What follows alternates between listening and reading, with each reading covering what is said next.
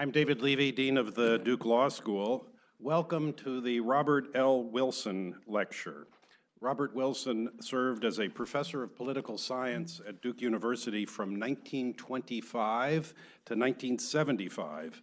And in that half century, he created and chaired the Department of Political Science, served as director of graduate studies, was a lecturer in the law school, and served as an advisor to the United States Department of State. At the law school, the Wilson Lecture has been given each year by the John Hope Franklin Visiting Professor in American Legal History, and we are very fortunate that this year's Wilson Lecture is given by Professor Rebecca Scott. Professor Scott is the Charles Gibson Distinguished University Professor of History and Professor of Law at the University of Michigan. This semester, as I indicated, she is the John Hope Franklin Visiting Professor of Legal History here at the law school, where she is teaching a seminar on law in slavery and freedom. Professor Scott is the president of the American Society for Legal History. Her most recent book, with her colleague Jean Hebrard, is Freedom Papers, an Atlantic Odyssey in the Age of Emancipation, which traces one family's interaction with law and official documents over 5 generations from West Africa to the Americas and then to Europe. Professor Scott received an AB from Harvard, an MPhil in economic history from the London School of Economics, and a PhD in history from Princeton. Her lecture today has this intriguing title: Adjudicating Status in a Time of Slavery, Luisa Coleta and the Capuchin Friar, Havana, 1817. Professor Scott. Thank you.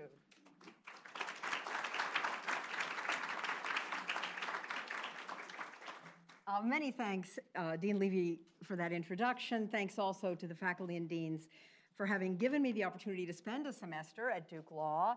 The students in my seminar here have been wonderful interlocutors, full of good questions and creative answers, and this talk today reflects some of the discussions we've had in that class. There may be a certain affinity between the mode of operation of a historian engaged in what is often called microhistory and that of a lawyer engaged in impact litigation. Describing a current project, we each begin with the phrase, "I'm working on a case in which," but of course, the historian should then clarify to her lawyer colleagues that all of the principals in the case she's working on have been dead for nearly 200 years.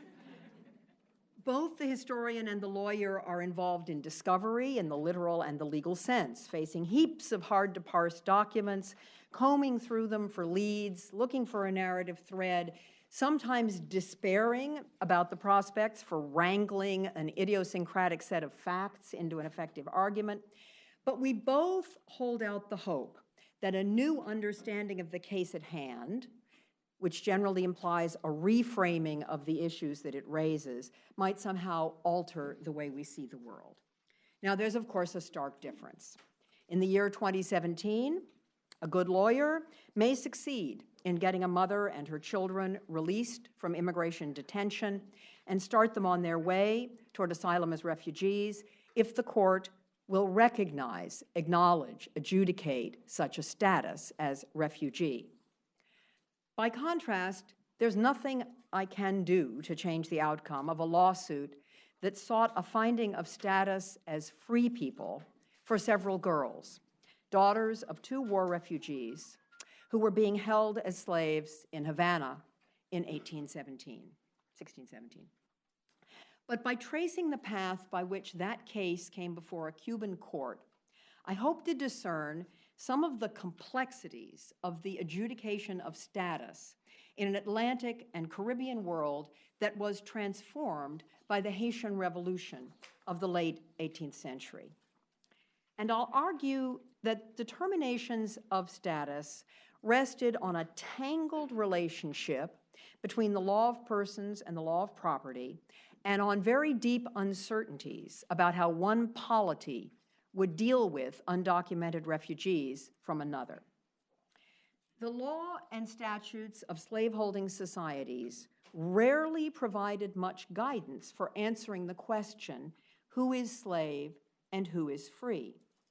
The key marker, and you'll see the circularity of this, the key marker of slave status was the fact that one was held as a slave and hence seen to be owned as property. One of my students recently came across this definition in the Mississippi Slave Code, and I think it highlights the problem of circularity. All persons lawfully held to service for life and the descendants of the females of them shall be deemed slaves. No statement, of course, of what it would mean to be lawfully held to service for life. But even that Mississippi definition shifted just slightly in an intervening clause that added such person, dealing with those who were brought into the state or who came into the state. And so it included under the category slaves, quote, such persons and the descendants of the females of them, as may hereafter be lawfully brought into the state, being held to service by the laws of the state or territory from which they have been removed. So you'll see already where the wedge may open up. If we think now back to the Haitian Revolution, the Haitian Revolution eventuated in a declaration of freedom for nearly 500,000 people. That revolution in the French colony of Saint-Domingue in 1793-94, as you will recall, took place here, French colony of Saint-Domingue, right in the middle of the Caribbean, adjacent to the Gulf of Mexico, right in the heart of the plantation Americas. It thus had the potential, or sort of the potential, we'll see how much that was eventuated, to alter presumptions elsewhere concerning status for persons of African descent. Now, the surrounding jurisdictions, largely in the immediate vicinity, the colonial possessions, the slaveholding colonial possessions of various European empires, were by no means willing to respect the freedoms formally granted during the Haitian Revolution, either by the Revolutionary Civil Commissioners or later by the French National Convention itself. They were not prepared to accept that that would determine the status of individuals. But it was hard to avoid having it have the potential to shape that status. So after 1793-94, the ownership of persons as property was a legal impossibility in Saint-Domingue, eventually Haiti. Now, the rulers of adjacent polities refused that declaration. They sought to discredit and, if possible, defeat the regimes that defended it. But there was no denying that that as an act had created, in effect, hundreds of thousands of persons of African descent who were not, strictly speaking, held as slaves under the laws of the polity in which they now lived and from which they might come. And in the face of the efforts first of the British and then later of Napoleonic France to try to suppress the Haitian Revolution, thousands of those persons became refugees, and they reached the shores of Cuba, Jamaica, and the United States. So now the question, would their freedom prove portable as they entered new jurisdictions? And I should open a parenthesis here. For the law professors among you, it's not just a question of choice of law. It used to be whenever I would talk about this problem, someone would raise their hand and say, but, excuse me, Professor Copper, it's just a question of choice of law. Either way, whether one wants to assert that the person is a slave and owned by another person, one has to reach back to the property law of the jurisdiction from which they've come. Otherwise, there's no initial property claim. Or if one wants to assert free status, one will be adverting to a different piece of Saint-Domingue law, that is to say the portion that comes after 1793-94. I'll close that defensive parenthesis there. So we can look at this question we could look at this question of shifting jurisdictions and disputed status. We could look at it in terms of aggregate numbers. I could, for example, demonstrate that some 3,226 refugees from Saint-Domingue, Haiti, nearly all of whom had lived as free persons for at least a decade, were categorized as slaves upon their arrival in New Orleans in 1809. But in order to understand the dynamics of the process, and here you'll hear the micro-historian speaking, I think it helps to bring the focus in much tighter. And over the last couple of months, my colleague Carlos Venegas from Havana and I have sought to reconstruct the itinerary of one refugee household in order to understand the ensuing struggle over status. So, quickly for the micro portion, or quickly for the context of the micro portion. So here we have Saint-Domingue, as it looked, that is to say the French portion of the island of Hispaniola. The woman in question, the central figure for this story, Luisa Coleta, she'd been born probably around 1782. She'd been born, so if you keep this image in your mind of the western half of Hispaniola, adjacent, as you can see, to Cuba, and then we zoom in on the northern coast of that colony, she had been born near Cap Français, which is here. So let's see if I can make this work, yes. So here is the bay of Cap Français, and she was born on a plantation near both the river and the road that lead to the city of Cap Français. Cap Français was one of the largest cities in the entire Caribbean. It was the pivot point for this enormously profitable sugar trade back to France, which accounted for a significant portion of France's entire re-export foreign trade. So we envision ourselves first in 1780, roughly around 1782 at the time of her birth. That means that at the moment of the uprising that we think of as the initial step of the Haitian Revolution, 1791, she was around 9 or 10 years old. And that uprising took place, in fact, directly in this area of the Plaine du Nord. So she would have been a child with her parents in that moment of uprising. And indeed, the plantation on which she lived was partially burned. So the moment I'm going to look at in this just small piece of the history of the Haitian Revolution would be 2 years later, 1793. So just in a couple of sentences. Representing French authority in the colony, two revolutionary, fairly radical civil commissioners, Léger Félicité Sontenax and Étienne Paul Vérel. They face a huge challenge. They are supposed to suppress the insurrection in the countryside and its aftermath. And they are supposed to fend off challenges from Spain and England that might undercut France's control over the colony. They're supposed to do both of those things. With each turn of the political wheel back in Paris, however, new guidelines and, in some cases, new authorities are sent out from the metropolis to go out to the colony of Saint-Domingue and impose some new version of how to solve the problem. And in 1793, General Galbaud has just been dispatched from Paris to come in, to become governor, and to provide really a counterweight and a prevailing force over and against the radical civil commissioners whose strategy has been to ally with free persons of color in order to try and build a coalition that can defend against the insurrection. So Galbaud is arriving, and the civil commissioners know very well that what he intends to do is effectively supplant them. Now, there's a direct confrontation in the city of Le Cap, so right where we're located, very close to where Coleta and her family are.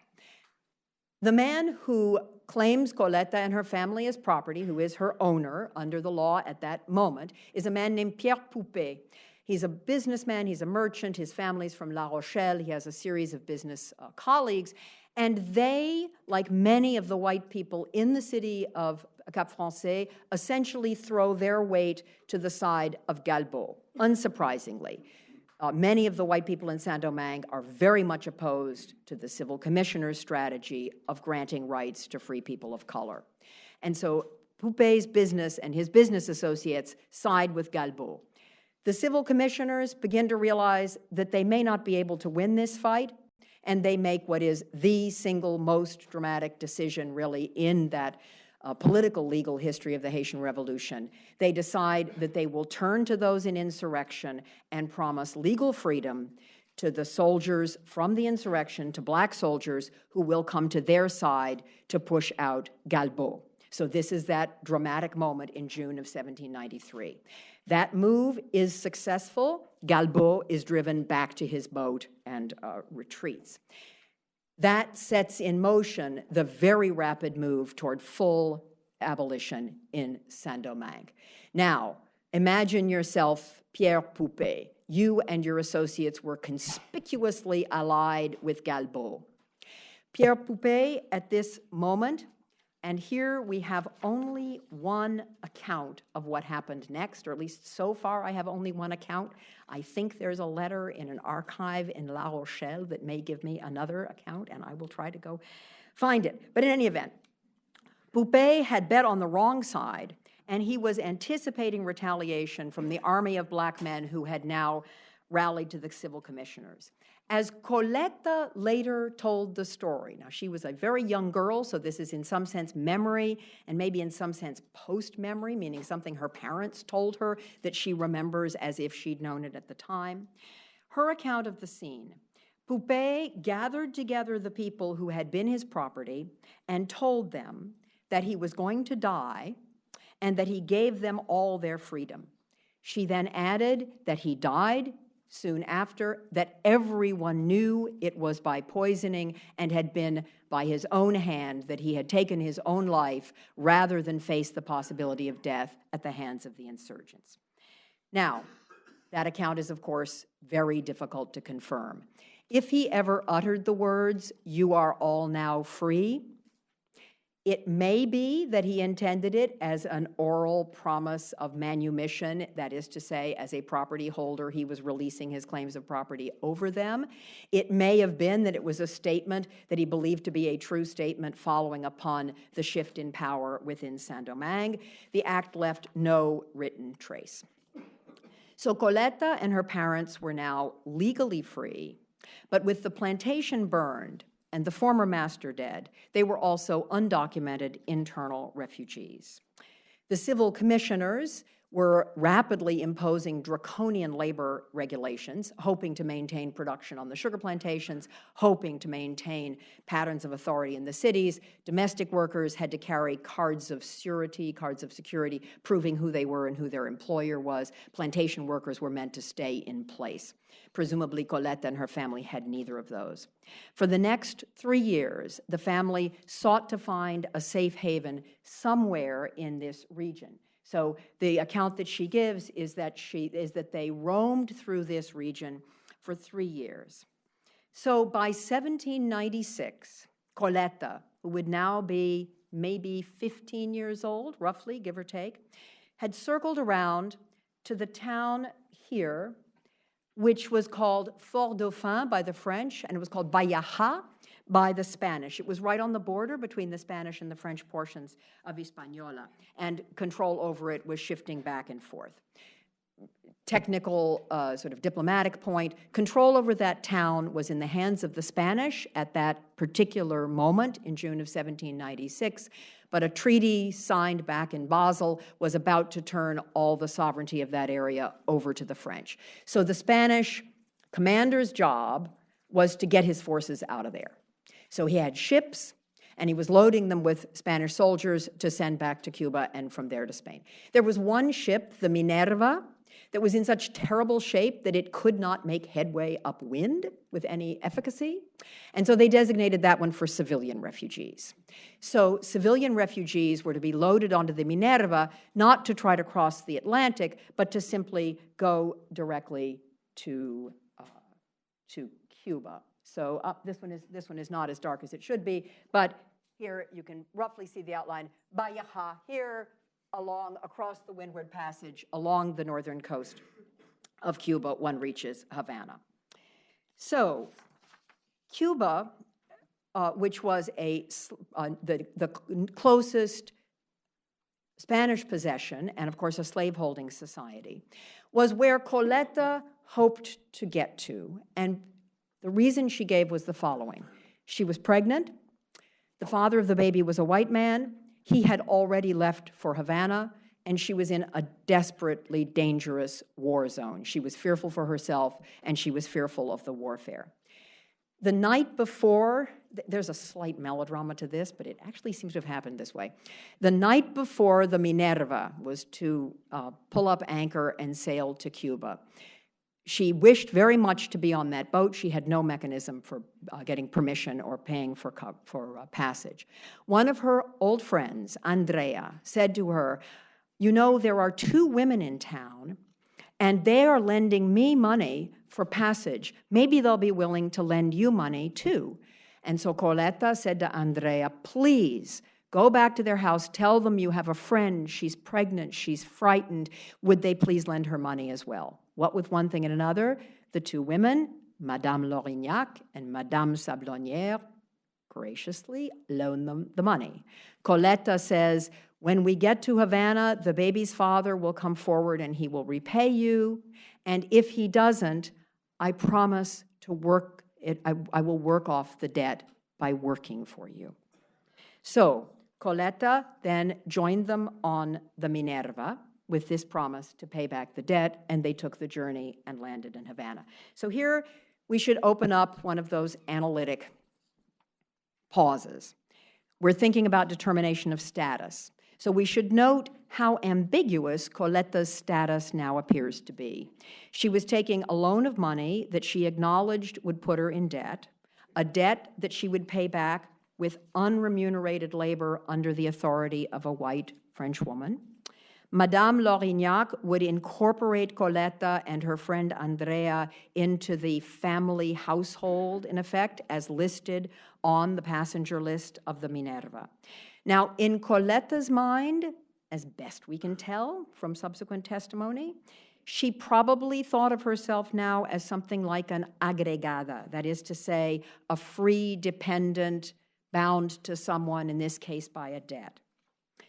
She undoubtedly knew that she might well be perceived or listed as a criada, a term that can be used either to designate a servant or a slave. And it was a very short step from criada to esclava, which would be the technical legal term for the status of person as property. So Lorignac held no legal title to Coleta and Andrea as property, but very little would stop her from behaving as though she did. So when the Minerva landed in Havana,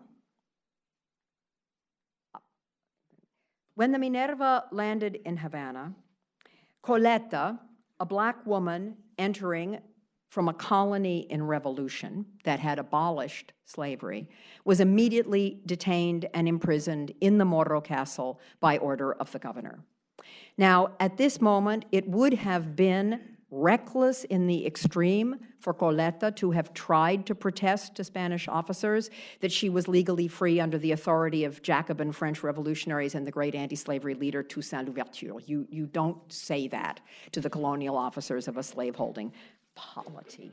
I had this momentary image of Toussaint Louverture, the upraised sword. Yeah, you don't invoke that. Okay, so she is imprisoned here in the Morro Castle, down here.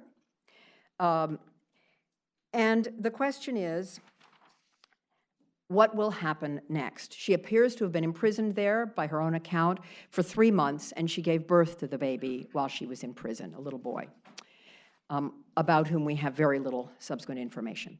No father ever stepped forward. Instead, there was Luisa Coleta in the prison, and a nephew of Madame Lorignac came to the prison. And again, we have Coleta's account. The nephew said, "What was the name of your owner?" And Coleta says, "I didn't have any owner. My master died by his own hand in order not to be killed." And then she repeated this story, that Pierre Poupet had freed all of his slaves because he was going to die. Now, at that point, the nephew seems to have drawn up some kind of a piece of paper. Coleta makes reference to an escritura, some quasi-official piece of paper. We don't know what it says. It was never entered later into the evidence in the case, but she was released on the basis of that piece of paper and taken to the house of Madame Lorignac. we've been tracking exactly where that house was, inside the walled city of Havana. So here you have the walls. Here's the main city of Havana in this period. This map is from roughly 1796. So when Coleta, so then that's where she was. So she was in the house of Lorignac. Time passes. The narratives we have do not give us clear year-by-year benchmarks. Time passed.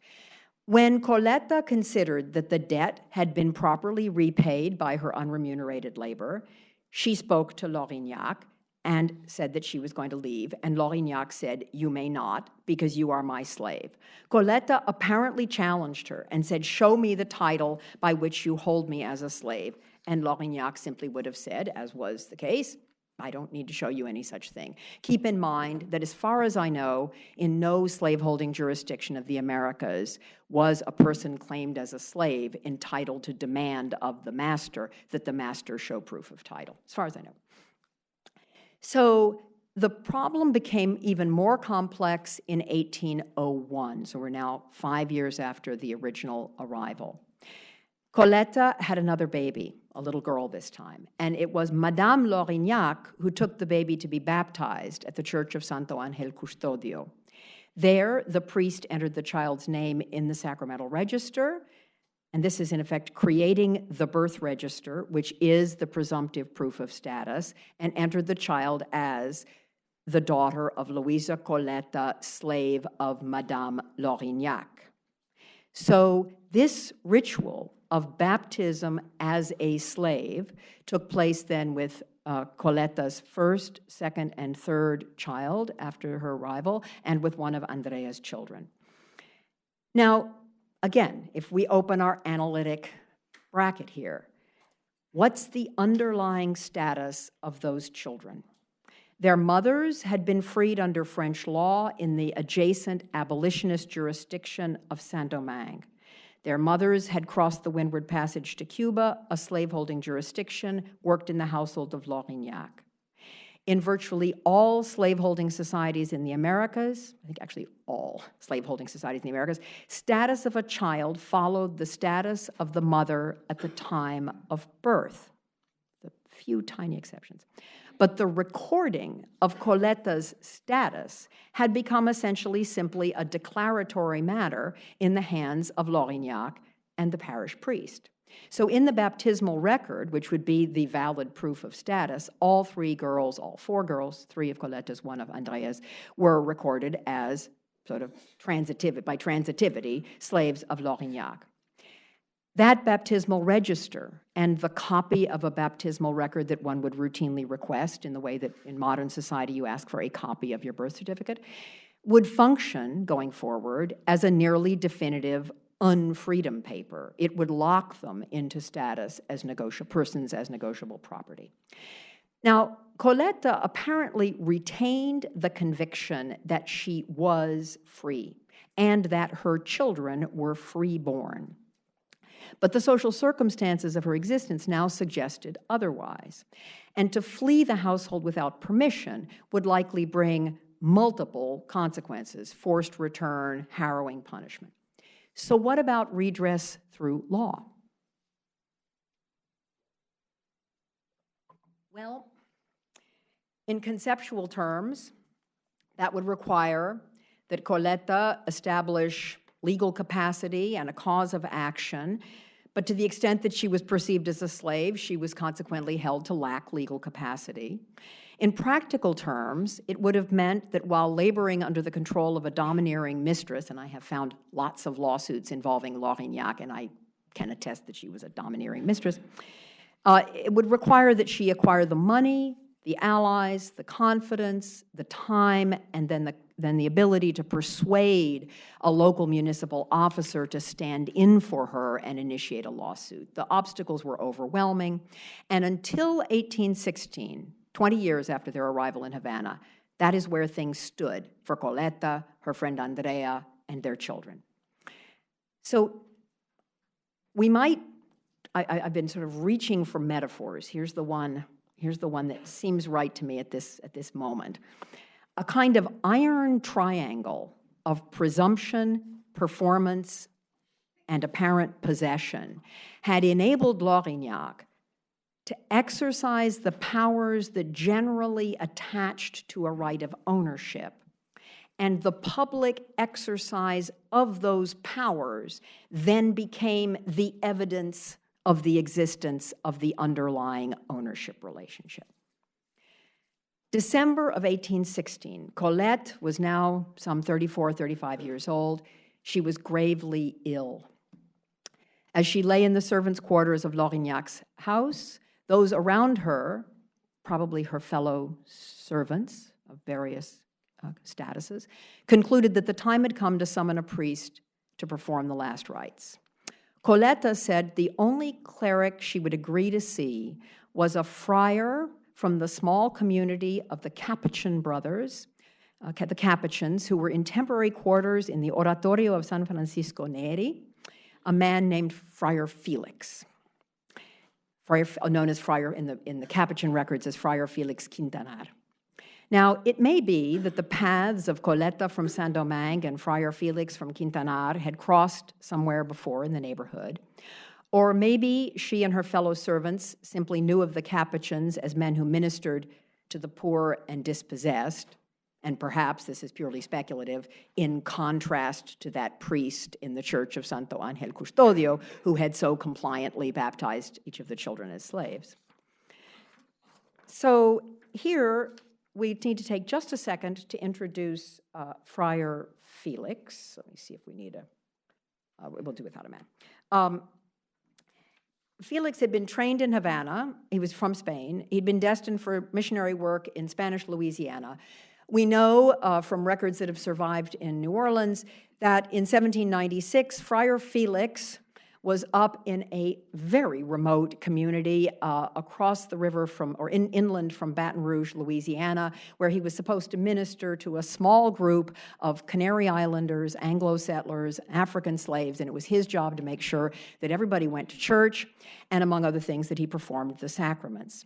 And he complained bitterly about this thankless work in a letter to the bishop, and he said, "The slaveholders will not permit me to perform the sacrament of marriage between slaves. Planters insisted that there was no need to perform any such sacrament, that as masters and owners, they were the ones who authorized any union." So Felix wrote this plaintive letter, which we have, and the bishop wrote back saying, "Keep up the good work, keep exhorting people to go to church, and if you need any assistance, go to the local military commander, because after all," the bishop reminded him, "royal laws," because it's Spanish territory at this point, "royal laws provide for the observance of the ecclesiastical laws." Now, we might keep this in mind with its apparent endorsement of an actual move from a sacramental act to some kind of a civil action. So now, that's very briefly Felix's background. Now, 20 years later, Felix and Coleta crossed paths in 1816. He had left Louisiana at the time of the U.S. takeover. So Felix arrived at the house in which Coleta lay ill, and those standing in the doorway, apparently, one assumes other servants in the household, filled him in on some of the circumstances, and he soon spoke directly with Coleta.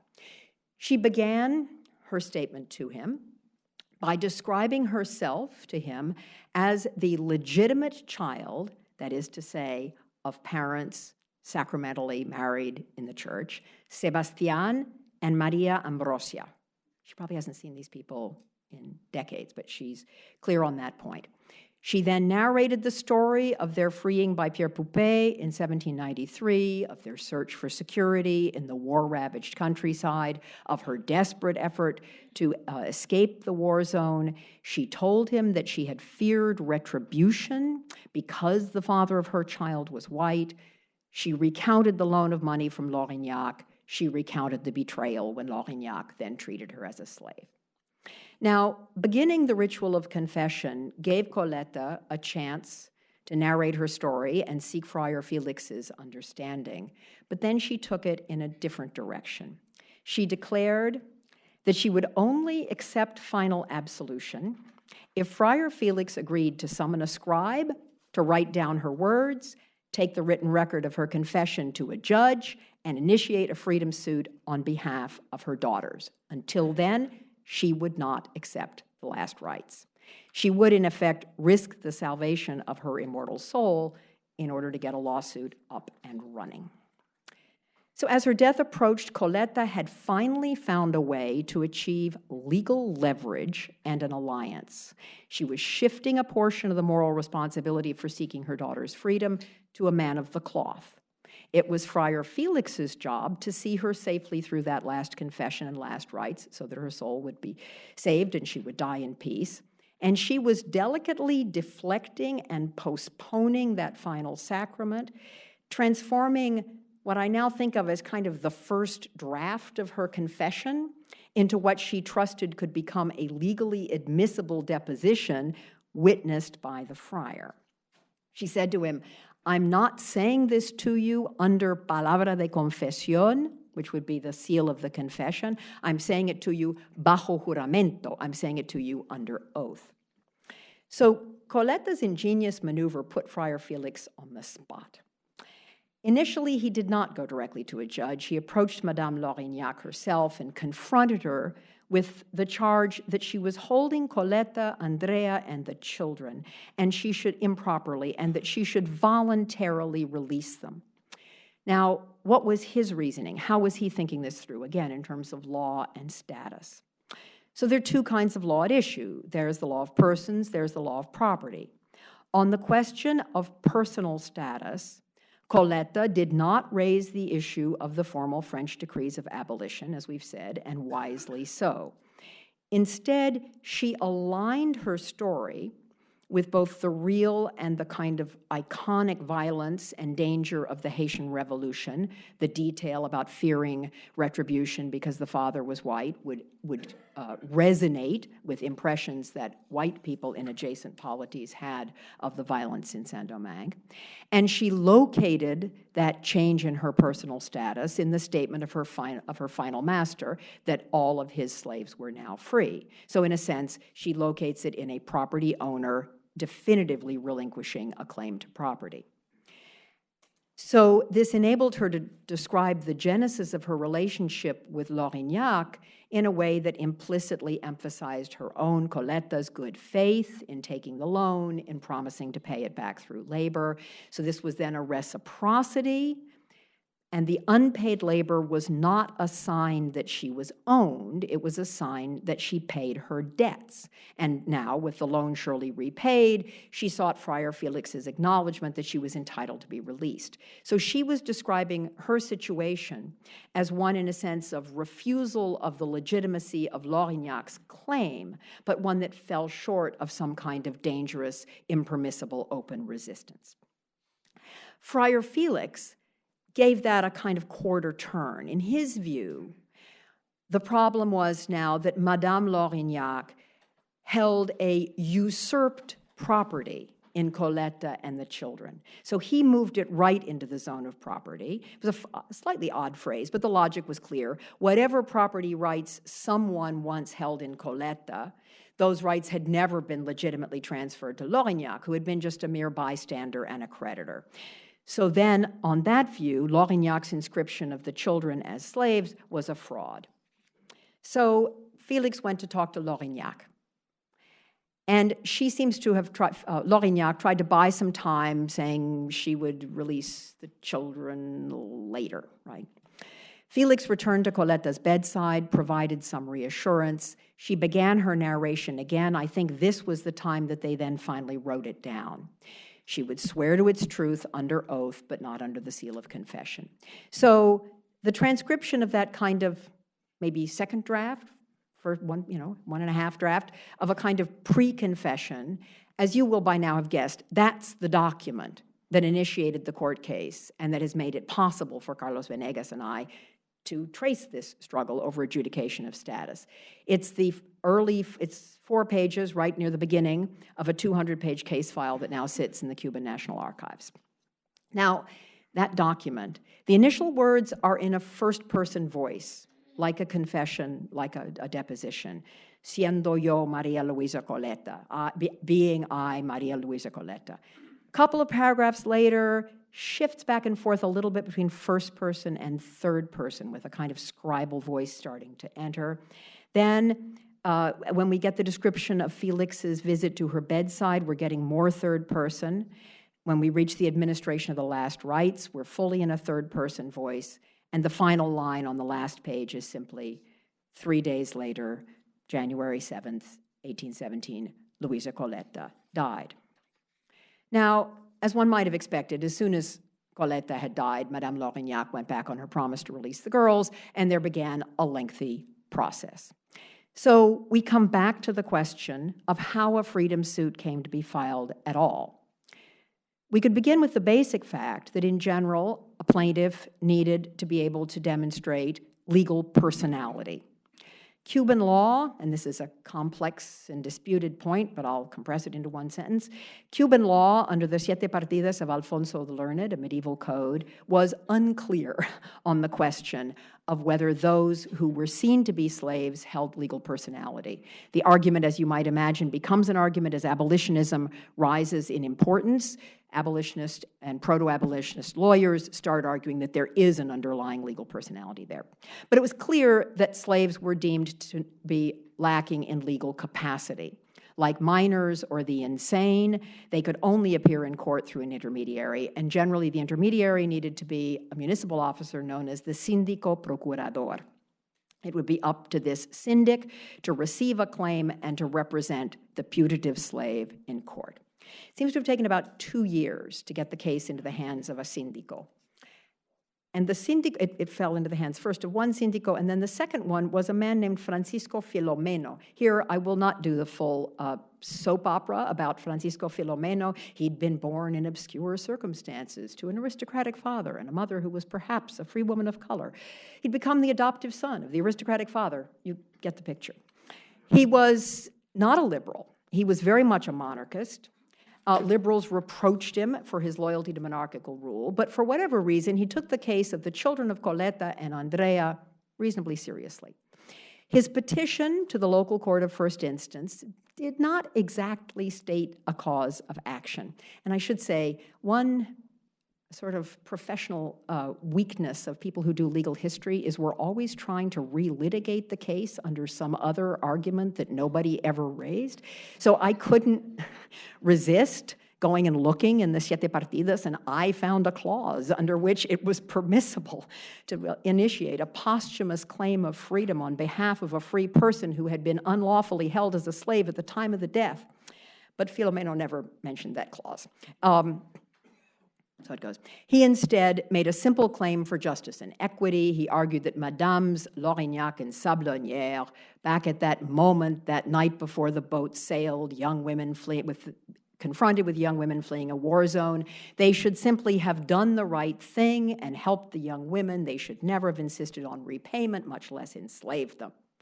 Now, at first, I thought, well, that's a pretty radical argument, but I've come to realize that that very personalized moral reasoning, this partly came from discussing this with my colleague Emiliano Corral, that very personalized moral reasoning enabled the lawyer to make an argument that would not have implications for any other of the thousands of persons who had come from Sandomingo jurisdiction in which slavery was not recognized, and who had not gotten and would not get a day in court.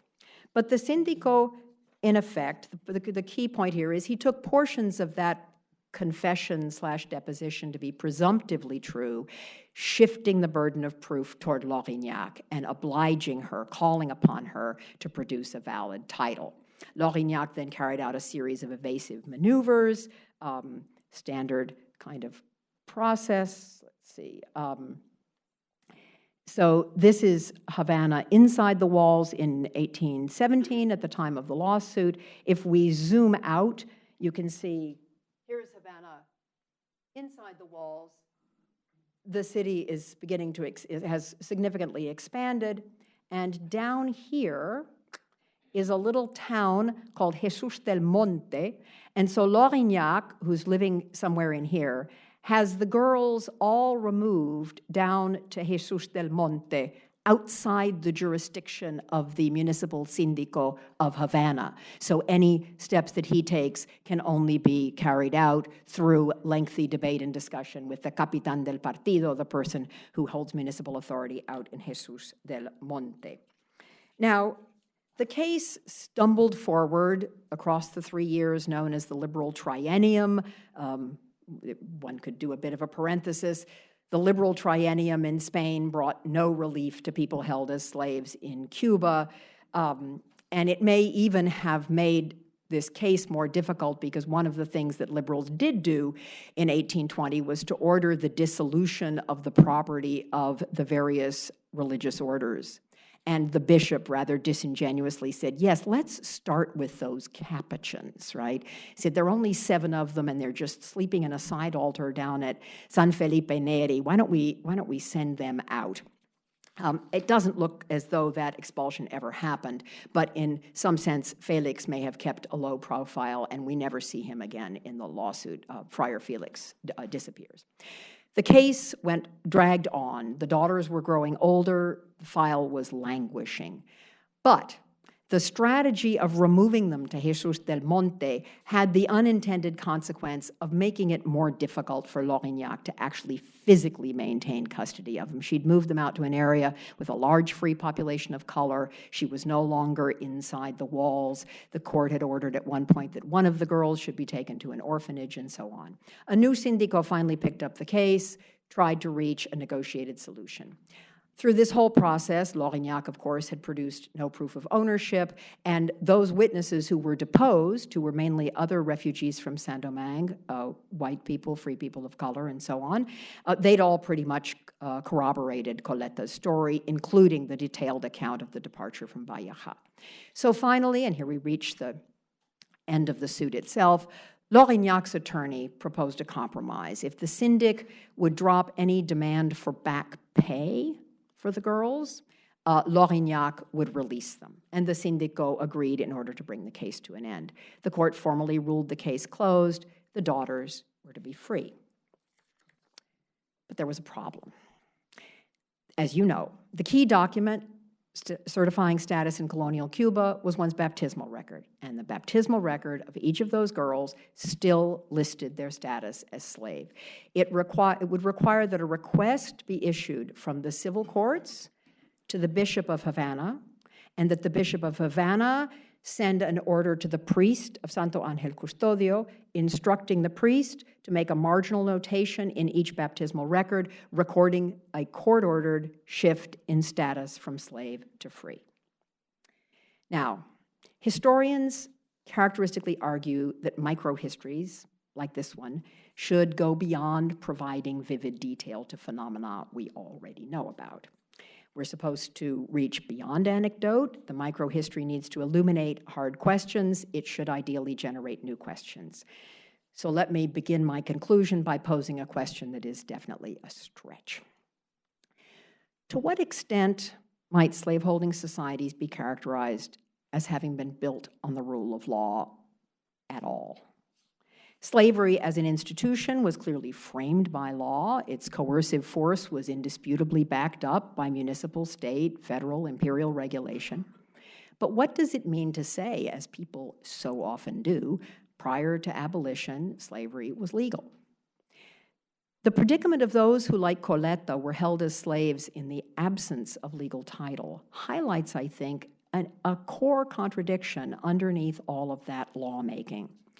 Slavery in the Americas rested on the conceit that certain persons, all of them envisioned as being of African descent, could be held as property.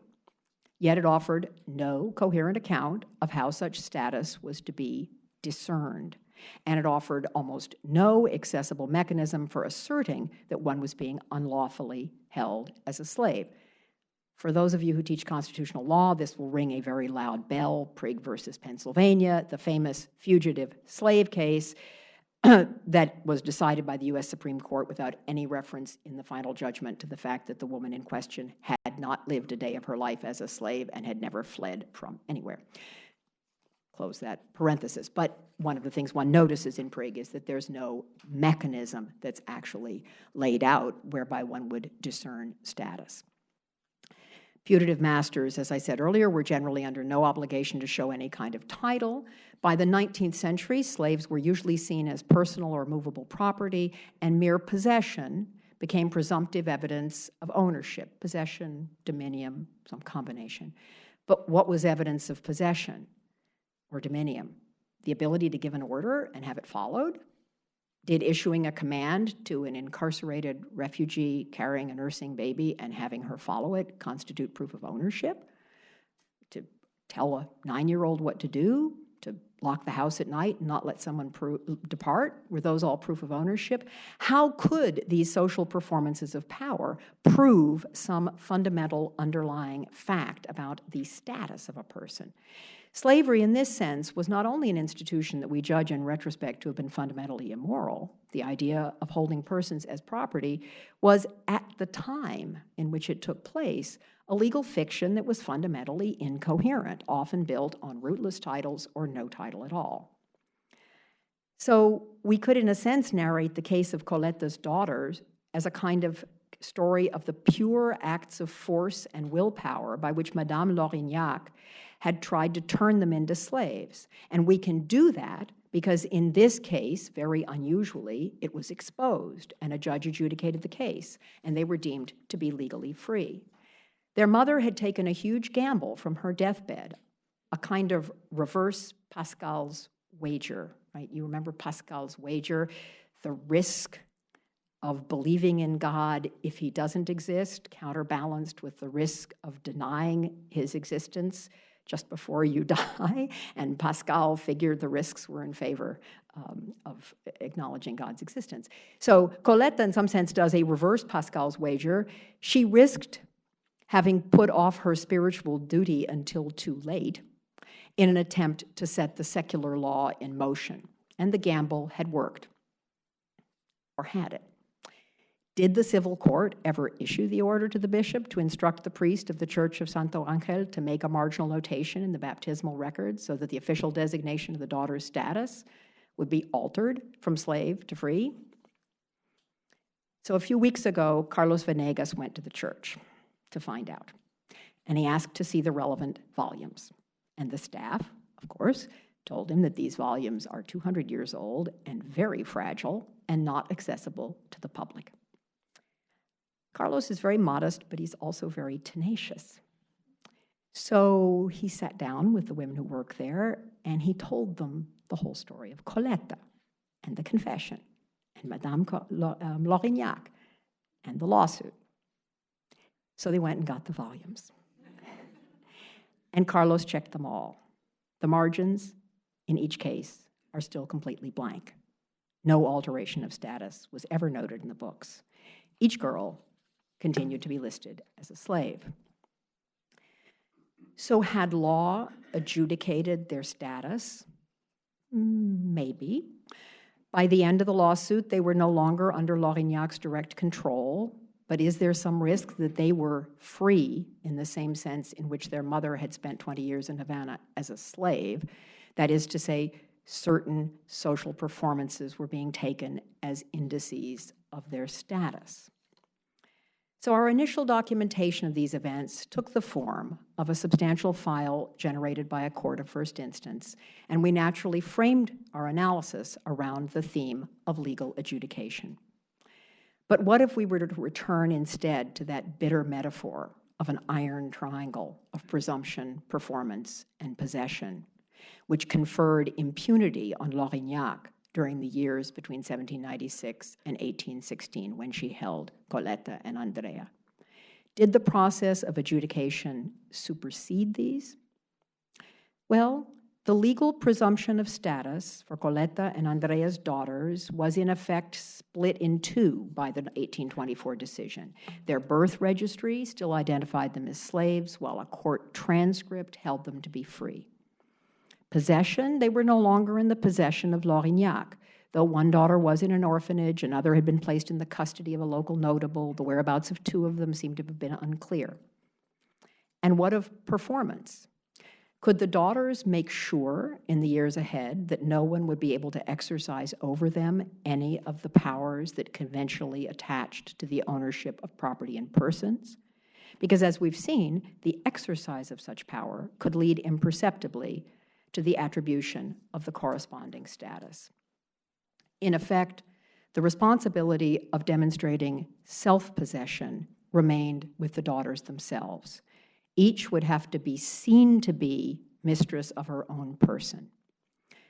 Coleta's deathbed gamble had eventually won them freedom at law, but the iron triangle remained in force in the background, with the result that those 4 young women would, in practice, have to keep winning that freedom in the years to come.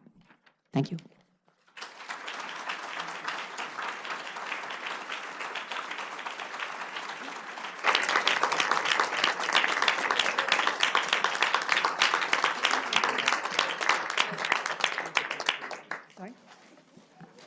I'm happy to take questions, comments, pushback, counterexamples. Walter Dellinger. In Fehrenbacher's book on Dred Scott, he said, I read 20 years ago, remember, he said that there were 600 or 700 cases in the southern state Supreme Courts of slavery adjudicating the status of slave or free. Where you got to the state Supreme Court. And the one question I always had was, who were the lawyers for the fugitive slave asserting freedom? Did you come across any sense of who the lawyers were in litigation pursuits for freedom? For the U.S., I am less well informed than I am for Cuba. So two answers. One is Kelly Kennington has just published a very good book on freedom suits with UNC Press, and she traces out our best collection of such suits, which is in the state of Missouri. Unsurprisingly, a lot of the most interesting cases come out of Missouri. It's border, right, exactly. There are complicated rules about taking people across the border into Illinois and whether if you bring them back, do they come back free or do they come back still somehow with their slaveness able to be reactivated. And for Missouri, we have the trial court records and we have the Supreme Court records, and of course, directly intersecting with Dred Scott. We have in Missouri Supreme Court decisions which, when the cases in the relatively small subset of cases that eventually make it to a state Supreme Court, it's not unusual for the Supreme Court to rule on the side of freedom. Now, here we have I think we have at least one sociologist in the audience. We have a real problem of figuring out what the biases are in the sample. For a case to get started at all, it almost certainly had to be an unusually strong case. For any lawyer to be found to take on the case, somebody had to be willing to pay that lawyer. One of the things we're doing in the seminar is people are looking at an individual freedom suit and trying to literally track who paid the lawyer's bills. Was there an off-site, not seen former patron, former owner, parent of a grandchild? Who is it who's helping bring resources into this? And lawyers, as best we can tell from a place like New Orleans, where we also have a pretty good record, often there would be lawyers who would take these cases. The law generally required that if the case reached a certain point, counsel would, in a civil case, I don't know that they're actually assigned counsel or not, but there has to be some kind of counsel. And they may have collected some small kind of legal aid type payment, but I don't really know. In the case of Cuba, which is the one I know better, there is a municipal authority whose job description it is. He's a bit like the federal appellate defender, right? His job description is to stand in for a slave bringing a suit. But of course, that means that the first hurdle is to persuade him to represent a person in a suit. And the number of such cases proportional to the number of persons unlawfully enslaved. It's a very complicated concept, right?